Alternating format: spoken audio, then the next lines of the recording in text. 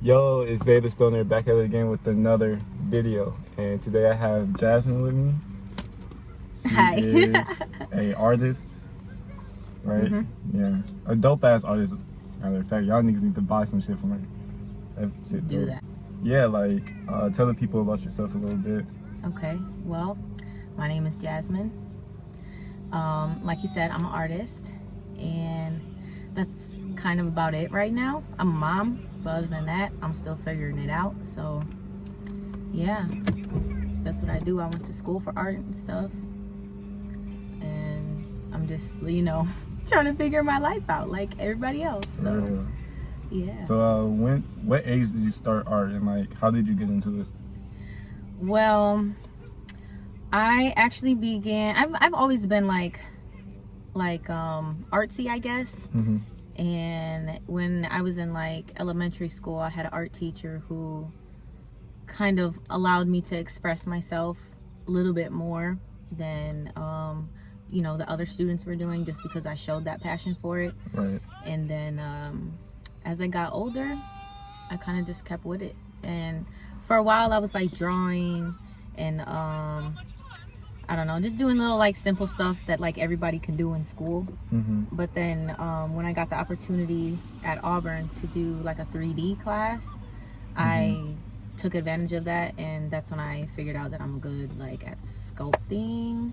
And shout out to Miss Leslie Arbitman, who also what is her name, Lily Pico, because they were the two best people for me who really pushed me to discovering that I'm supposed to be a sculptor. So I think after high school, high school is really when I got into like the 3D type stuff. Mm-hmm. But that really pushed me into just discovering that like that's a part of my life purpose. It's like making art. So you took 3D modeling like on the computer?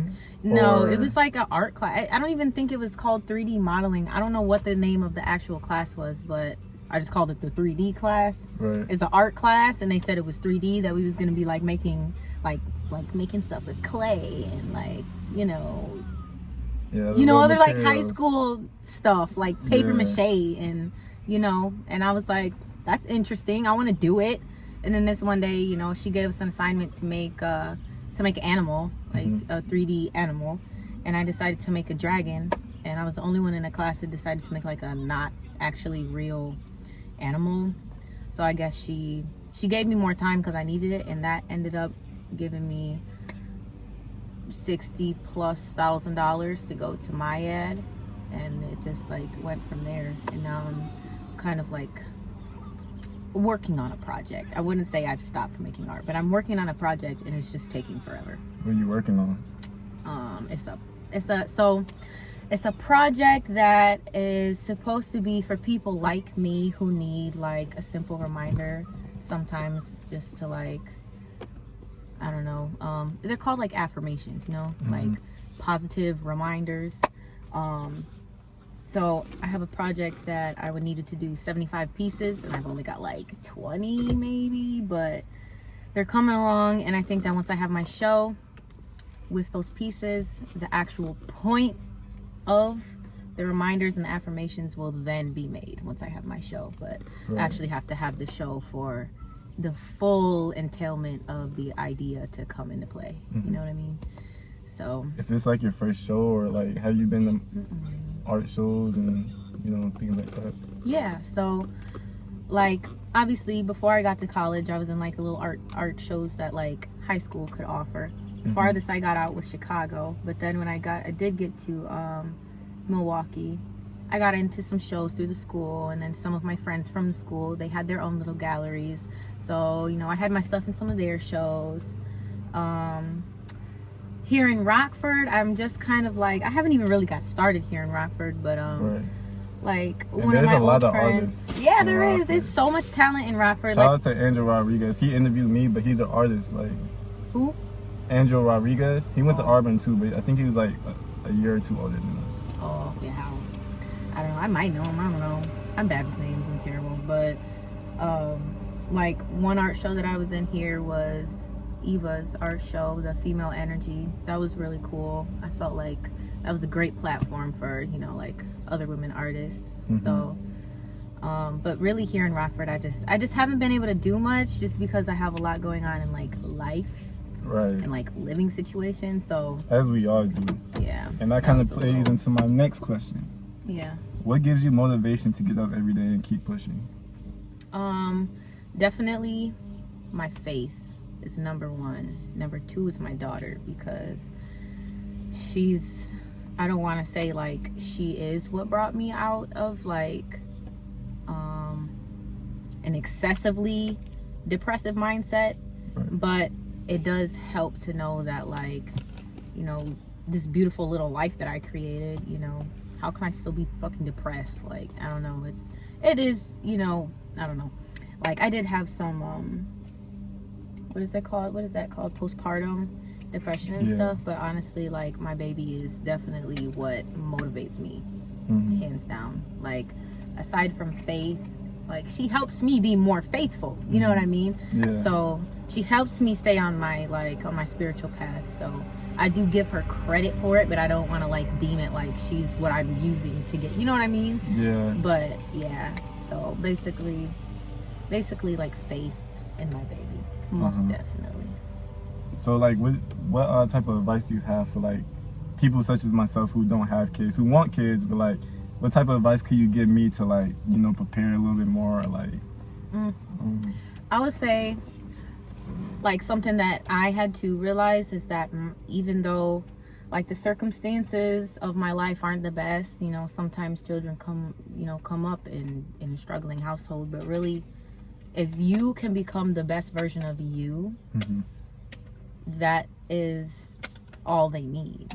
You know what I mean? So the spiritual journey that you're about to go on, or, you know, maybe you want to go to school, like, whatever it is that's gonna help you become a better version of you, and the best version of you, a righteous version of you, and not like a negative any type of version of you.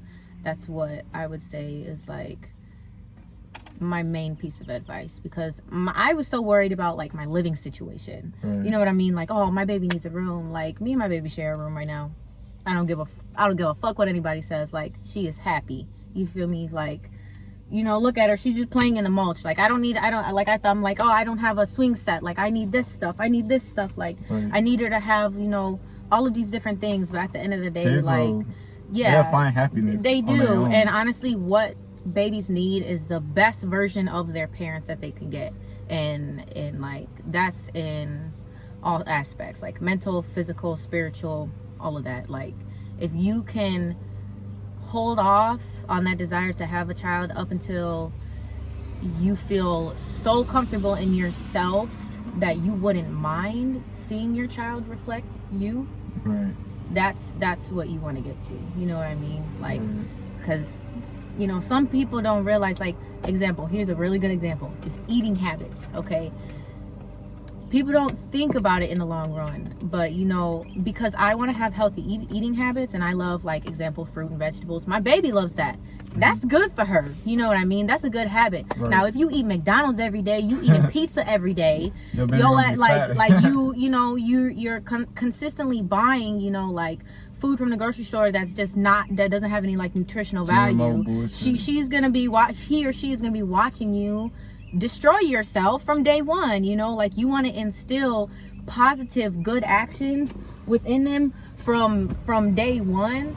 Like, but if you're gonna do it from day one, you have to start with yourself. It almost like doesn't make sense, because it's like you got to take care of a baby, you know, like, you got to focus on them, but like at the same time, every little action that you make, even for yourself, even when it comes down to like self-care and like washing your face every morning, they pick up on that. You know what I mean? So that's why I say, like, definitely becoming the best version of yourself, you know, it'll help you in them in all aspects, like all aspects. I know we talked about your favorite music artist the other day, which is Chief Keef. Yes. So that was actually surprising. Yeah. So like, tell them a little about, like, why do you think Chief Keef? Well, why is he your favorite artist? Yes. 1 second. Let me go be a mom real quick. Okay. Here you go. Here. So introducing Zara Cole. She's being kind of a butthead right now. But yeah, no, Chief Keef is most definitely my favorite musical artist, and I say that from an artistic point of view, because like I had said the other day, like the amount of experimentation he does it's awesome. And sometimes, you know, he will release the most shittiest type of concoction of a music that you can make, but he still puts it out there with confidence, and he still makes money off of it. You know, as an artist, it would be so hard for me to just experiment with a bunch of shit and put it out there like, hell yeah, this is me. Buy it. You gonna buy it anyway. You know? Like, and as an artist, like, he's like, he does it without effort, and that's something that's admirable to me, because when you do a art, you know, you normally do that from within. Like, that's a passionate, like a soul type of expression, and I definitely believe like music is his art. So with him just being able to like express himself in all these different types of ways, even in sometimes horribly fail at it, you know, his confidence and like just the level of like not giving a fuck that he has is just that energy. Like, I want to be like that, like as an artist, you know what I mean? I don't want to, and I'm not saying like I want to be like a gangbanger and like sing about shit that has nothing to do with my life, but like just that pure attitude of like, he's, you know, you can tell he has fun in his music, you know, you can tell he's experimenting, he's trying new things, and he doesn't mind letting people know, like, yeah, it might not be my best, but shit, you gonna buy that shit anyway, or, you know, I'm still gonna make money off of it anyway. In some type of way, he's monetizing off of every single song he's ever released. So that's respect. And, you know, who doesn't want to like turn up every time you get into the fucking car? Like, you know, sometimes it's soon just as niggas play that Finito. Soon as niggas play that, not even just like his old music. Like I was saying the other day, like, I feel like out of every single one of his albums, like maybe not every single one of them, but like a majority of his albums, you can like curate. You can get like maybe 1, 2, 3 types of, I don't know, 2 or 3 songs off of each album and compile like a whole album of just like good shit, you know, good nice music. Shit, and then like we had said the other day, like there's so many other rappers who have tried to either not necessarily maybe copy, but you know, they stemmed from their him. Influence. They got they got a lot of influence. Like look at so that's New York drill right now. Like New York drill is a big thing right now. I don't even listen to him. I'm not gonna lie, I don't even know. Lately I have not been really like looking for new music. I've just been sitting with what I've been with, and I'm okay with it right now. I feel like maybe in a few months or something I'll want to listen to something new, but like it's exciting to see, you know, continuously see, you know, Chief Keef or like G Herbo or, you know, the other Chicago rappers that have been around for a little while. Like, I like their style. That's what I like, and I'm continue to just stick with them. If they release new music, of course I'm gonna be one of the first people to hear about it. You know, I fuck with them. But it's like, yeah, I don't know, branching off into other states like New York, I'm sorry, I'm not gonna know too much about that. I mean, maybe I heard a song or two, but I don't know. I kind of just stick to what I like. You know what I mean? Just right now, No, there's nothing wrong with that. Cause I met people like who listen to like every fucking genre. It's just like all over the place. And those are the type of people who will say like that who will discredit Chief Keef. Like, he's a horrible artist. Like, listen to his songs. Like, some of them are trash, but at the same time, a lot of them are not. And either way, and he inspired the whole culture. He inspired the whole generation. He inspired a lot of people. Himself. A whole state. Yes, and he is authentic about it. And when you can be 100% you and put that out there in your art and not give a fuck and still monetize off that, like, how could, like, I'm just like, how can you top that? You know, like, I don't know how you can't. I don't know, like. Yeah, maybe he wasn't really brought up in the best way, but obviously, like, he's doing something right, you know, like, because he could still be in Chicago, killing niggas, shooting niggas, robbing motherfuckers, like all that extra shit.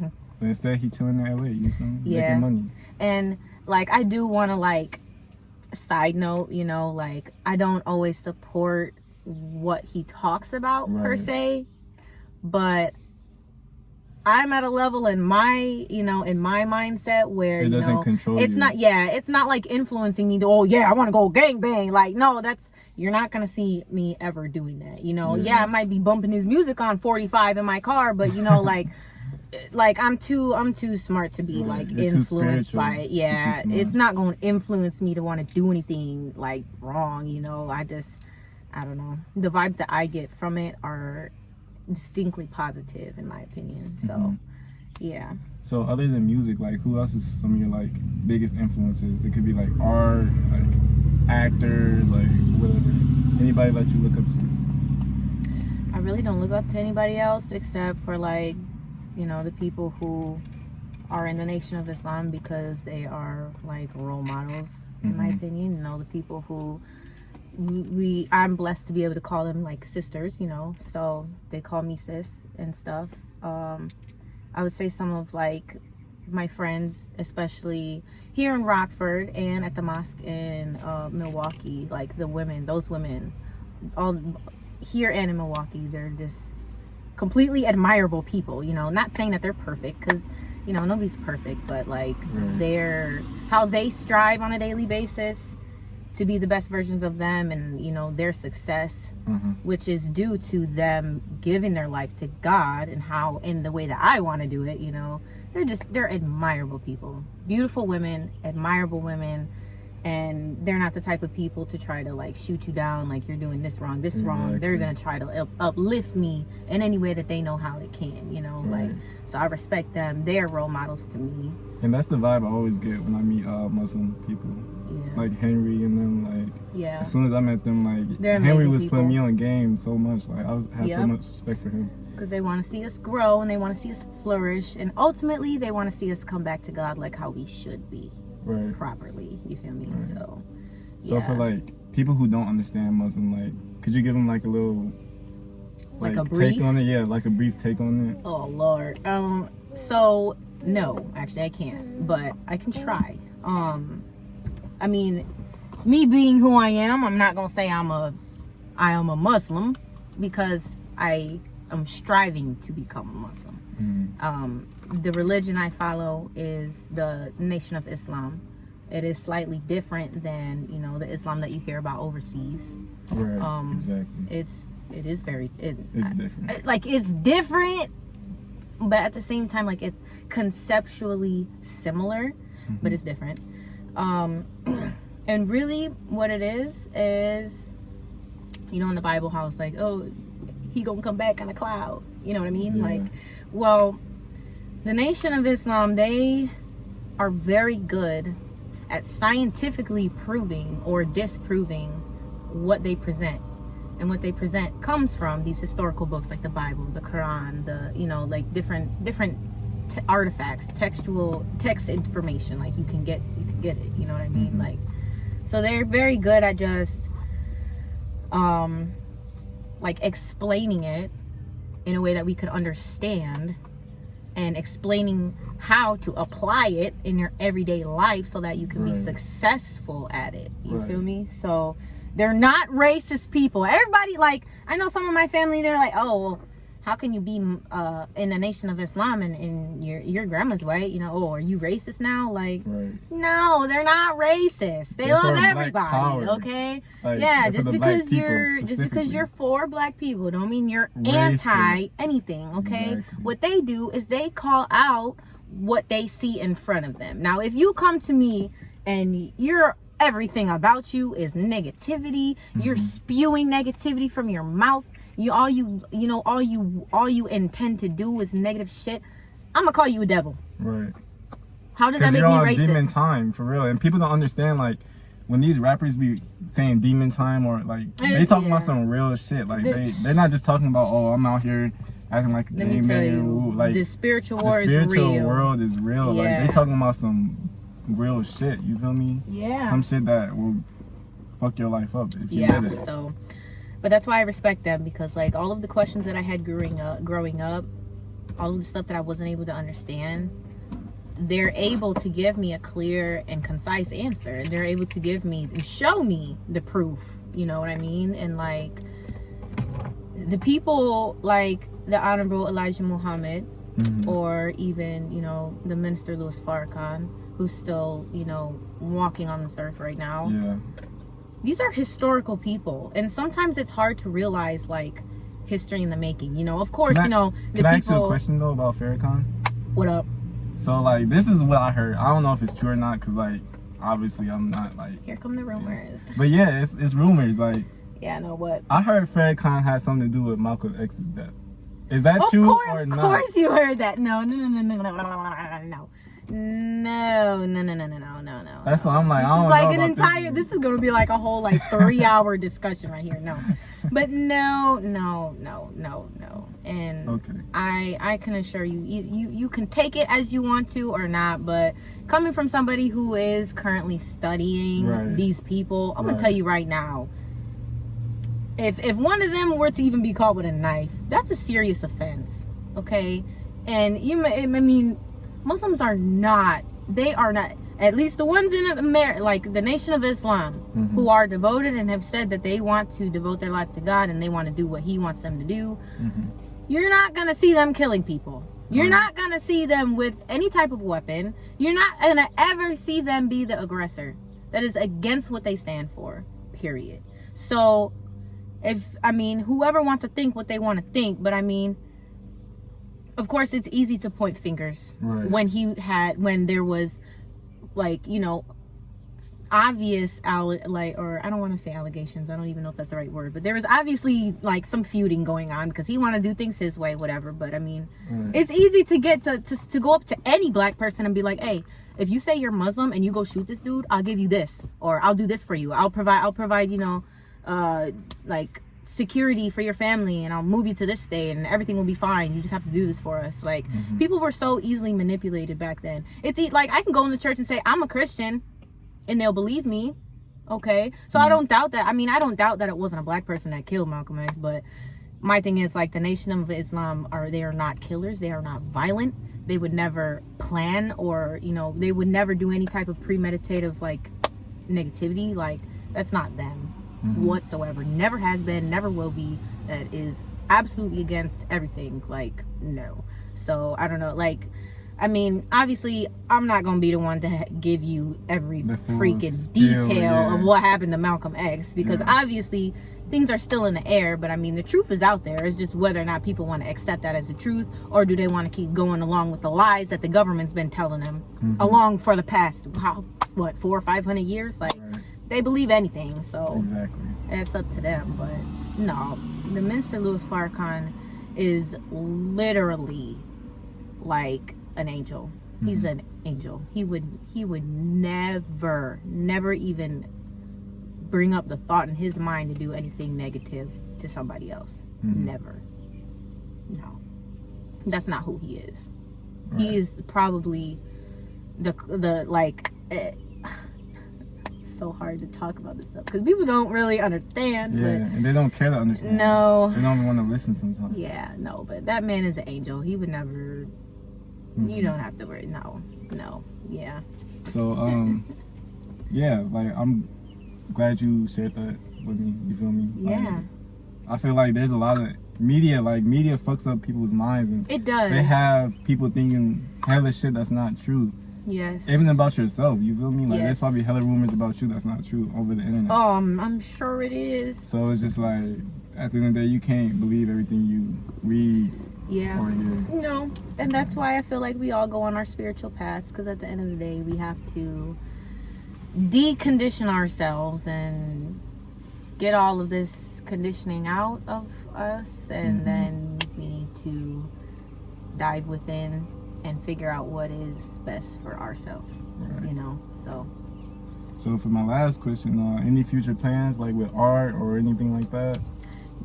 So I'm sorry, my eye is like twitching right now. Oh my god. Like I had mentioned, like the art thing, the project that I'm working on, that's gonna be a big show when it happens.